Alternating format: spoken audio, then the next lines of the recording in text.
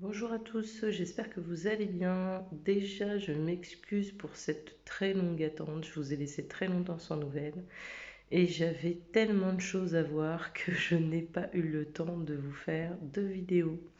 Alors, comme vous le savez, j'ai donc passé l'examen du CAP métier de la mode et couture floue, vraiment par plaisir, sans aucun enjeu professionnel nécessaire, puisque j'avais déjà l'entreprise au moment où j'ai été passer cet examen. Donc, je me suis inscrite en candidat libre, puisque j'avais suivi une formation professionnelle chez Fashion Skill, où je n'avais pas pris l'option, bien sûr, passage du diplôme. J'ai dû donc m'inscrire par mes propres moyens sur le site Cyclade de l'éducation nationale Académie de Dijon. Voilà.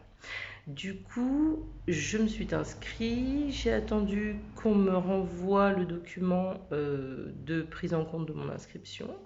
J'ai attendu ensuite à nouveau, alors il y a une date, il y a des créneaux d'inscription en fait, où on s'inscrit et on doit attendre en fait le retour. Une fois ce retour fait, vous recevez des convocations avec plusieurs dates d'examen selon le niveau que vous avez eu, l'ancienneté de vos diplômes précédents. Moi, j'avais un BEP agent technique de vente. Ils n'ont rien voulu savoir, ils m'ont fait passer toutes les épreuves du CAP. Donc, ça m'a arrangé parce que justement, au moins, ça m'a donné une vue d'ensemble globale sur l'examen et je peux mieux vous parler des épreuves dans son intégralité du CAP. Alors, donc, j'ai eu en priorité l'épreuve sportive EPS, donc où je devais choisir parmi plusieurs modules. Il y avait soit tennis de table, demi-fond, c'était de la course à pied, et danse. Donc, moi, j'ai tout de suite préféré danse, déjà par rapport au fait que je suis très très forte. Et donc, je ne me voyais pas du tout faire demi-fond, mais vraiment pas. Je ne cours pas en ce moment, je ne vais pas à la salle de sport en ce moment, donc il m'a paru plus logique de prendre l'option danse. J'ai donc pris des cours avec une spécialiste qui m'a vraiment vraiment bien coachée et que je remercie d'ailleurs. J'ai donc pris cette option, je me suis présentée à l'examen et je l'ai passé. J'étais pas très confiante parce que j'ai eu deux trois petites erreurs et je me suis dit j'aurais voulu faire une meilleure prestation. Finalement, j'ai quand même obtenu un 19 sur 20, donc j'étais très contente.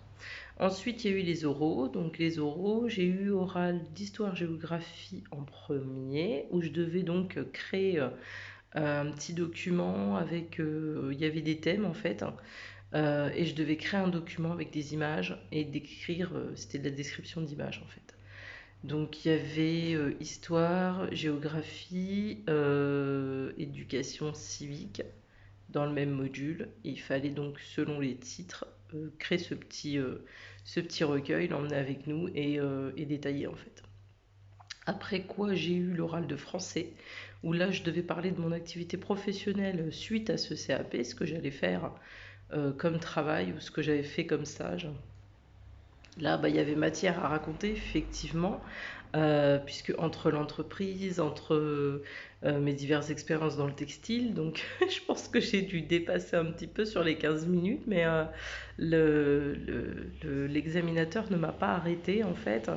Voilà, donc bon, il m'a dit votre parcours est très, très impressionnant, voilà. Et puis bon courage pour la suite, je lui ai dit merci et je suis partie ne sachant pas quelle note j'allais avoir, mais j'ai obtenu une super note, donc je suis très contente. Après, j'ai eu donc les examens français écrit, PSE et mathématiques, physique, chimie dans la même journée. Donc voilà, c'était par créneau de 2 heures, 1 heure et demie et 2 heures. Voilà, donc dans le même lycée, qui se trouve encore être un autre lycée, hors mon département bien entendu, histoire que je me promène bien, mais j'avais prévu déjà d'une de prendre des congés, de pouvoir répondre donc à ces diverses convocations. Ensuite, j'ai eu l'épreuve pratique théorique d'abord. L'épreuve théorique, c'était PS1. Et il y avait, non, c'était EP1, excusez-moi. Et il y avait donc du patronage, du dessin. Vraiment, ça regroupait un petit peu tout ce qu'on avait pu voir au cours de l'année. Il fallait donc reproduire un patron, lui apporter des modifications, répondre à des questions sur comment on choisit telle aiguille pour tel textile. Enfin, c'était vraiment, voilà quoi, très basique. Et j'ai eu une très bonne note aussi. Et puis la dernière épreuve donc était EP2 et qui était l'épreuve pratique sur 2 jours. Là, je suis carrément allée à l'hôtel puisque bah, effectivement, il fallait rester sur place. Ce n'était pas dans mon département et voilà. Mais c'était vraiment le bout des épreuves et comme c'était en saccadé au niveau des dates, c'était pas forcément regroupé. Franchement, à la fin, j'étais plus du tout dedans. Et donc, je suis allée à l'épreuve pratique, mais j'ai vraiment rendu ça à l'arrache. J'ai fini en une journée de 8 heures plus une matinée donc de 4 heures.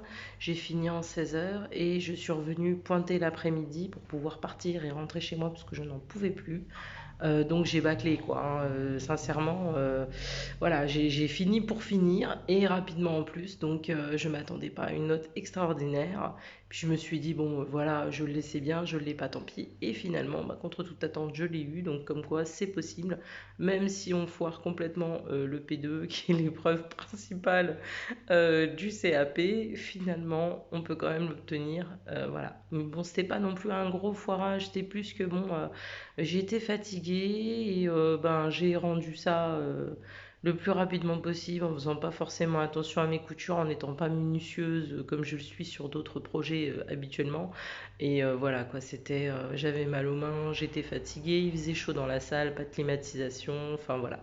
Mais après l'école n'y est pour rien, c'est le passage des examens qui se fait au mois de juin et on doit faire avec les conditions climatiques. Voilà. Eh bien, écoutez, j'espère que je vous ai encouragé à sauter le pas, à faire cette épreuve vous aussi si vous en avez envie. Si vous avez des questions à me poser, vous savez que vous pouvez toujours me joindre donc dans les commentaires de la vidéo. Il n'y a pas de problème, je réponds dès que je peux. Voilà. Et puis je vous dis à très très bientôt en vous faisant plein plein de gros bisous et puis bonne cousette à toutes. Voilà. Ciao ciao.